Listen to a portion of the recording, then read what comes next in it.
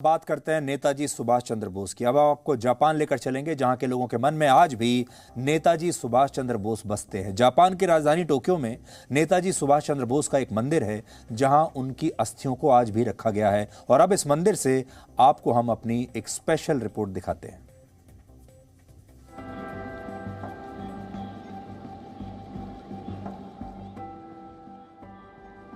Tokyo शहर के लिए यह हफ्ता काफी व्यस्त था। पिछले कुछ दिनों में इस शहर में दुनिया के 3 बड़े नेता थे और क्वाड की एक बड़ी बैठक भी थी। लेकिन अब क्वाड समिट खत्म हो चुका है, इसलिए हमने फैसला किया कि हम जापान के दूसरे पहलुओं को भी देखें। हमारी मंजिल थी पूर्वी टोक्यो में बसा भारत का एक छोटा सा हिस्सा। इसे रेंकोजी मंदिर कहते हैं। टोक्यो का ये इलाका शहर की बाकी हिस्सों से थोड़ा अलग है। यहाँ बड़े आलीशान घर और आसमान छूती इमारतें नहीं, बल्कि यहाँ सामान्य से दिखने वाले घर हैं। हालांकि टोक्यो के इस इलाके से भारत के इतिहास का एक महत्वपूर्ण अध्याय भी जुड़ा हुआ है, और वो अध्याय है भारत के स्वतंत्रता सेनानी नेताजी सुभाष चंद्र बोस का मंदिर। ये मंदिर काफी छोटा है, लेकिन काफी अच्छी स्थिति में है। मंदिर में प्रवेश करते ही आपको नेताजी की ये प्रतिमा नजर आएगी, जिसके पीछे कुछ संदेश भी लिखे हुए हैं, और ये सभी संदेश भारतीय राजनेताओं द्वारा लिखे गए हैं।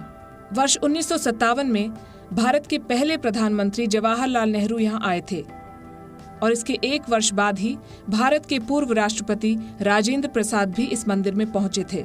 और वर्ष 2001 में पूर्व प्रधानमंत्री अटल बिहारी वाजपेयी भी इस मंदिर में आए थे, और उनका संदेश भी यहाँ मौजूद है। ये सभी नेता यहाँ सुभाष चंद्र बोस को श्रद्धांजलि देने आए थे। लेकिन सवाल ये है कि वो नेताजी को श्रद्धांजलि देने इतनी दूर जापान क्यों आए? Subhash Chandra Bose's life and death remain a mystery to many. The consensus is that he died in a plane crash somewhere near Taipei, and this is where his ashes are purportedly kept, in this enclosure here. Now, why do I say purportedly? Because there is no forensic evidence. This is how the story goes. After the plane crash, a Japanese officer collected his remains and brought them to this temple. And in September 1945, a ceremony was held here. Since then, a long line of priests has been managing this temple, and with it, the ashes of Subhash Chandra Bose. असल में Tokyo शहर से नेताजी सुभाष चंद्र बोस का रिश्ता बहुत पुराना है। वर्ष 1943 में जब दूसरा विश्व युद्ध चल रहा था, तब नेताजी ने जर्मनी से जापान तक की यात्रा की थी, और ये यात्रा किसी एडवेंचर से कम नहीं थी। पहले उन्होंने जर्मनी से मेडागास्कर तक का सफर एक जर्मन यू बोट में तय किया।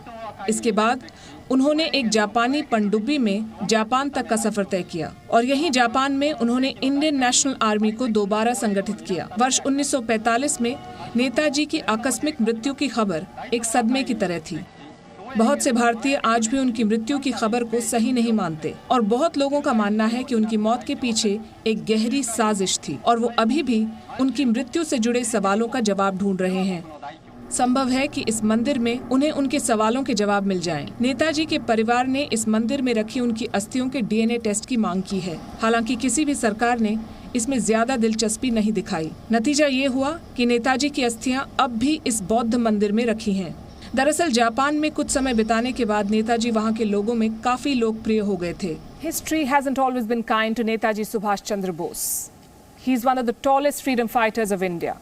For millions of Indians, he is still a source of inspiration, yet his remains lie here, tucked away in this tiny temple in Tokyo. Surely a leader of his stature deserves better. On the 70th year of India-Japan ties, perhaps this is a good place to start, to bring Netaji's ashes back to India, back to his home.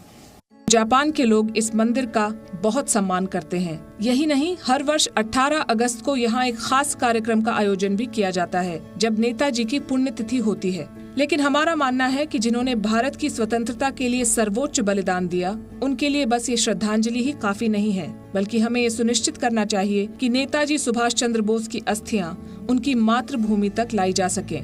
Palki Sharma Upadhyay, Zee news, Tokyo. Presenting V News app, available on Google Play and App Store. Download it now.